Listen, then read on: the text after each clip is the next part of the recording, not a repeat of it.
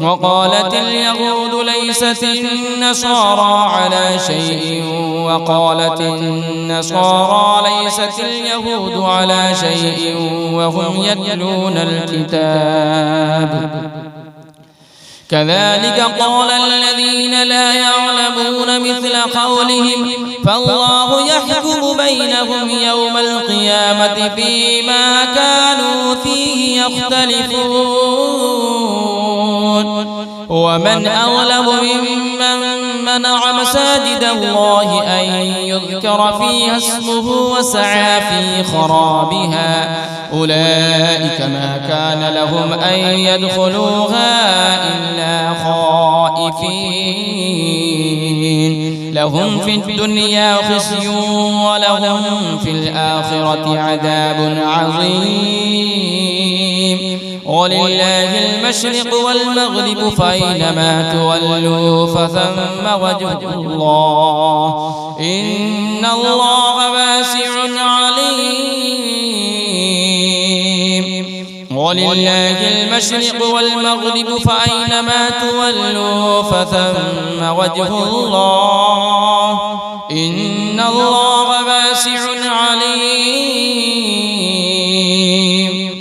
وقالوا اتخذ الله ولدا سبحانه بل له ما في السماوات والأرض كل له قانتون بديع السماوات والأرض وإذا قضى أمرا فإنما يقول له كن فيكون وقال الذين لا يعلمون لولا يكلمنا الله أو تأتينا آية كذلك قال الذين من قبلهم مثل قولهم تشابهت قلوبهم قد بينا الآيات لقوم يوقنون إنا أرسلناك بالحق بشيرا ونذيرا ولا تسأل عن أصحاب الجحيم ولن ترضى عنك اليهود ولا النصارى حتى تتبع ملتهم قل إن هدى الله هو الهدى ولئن اتبعت أهواءهم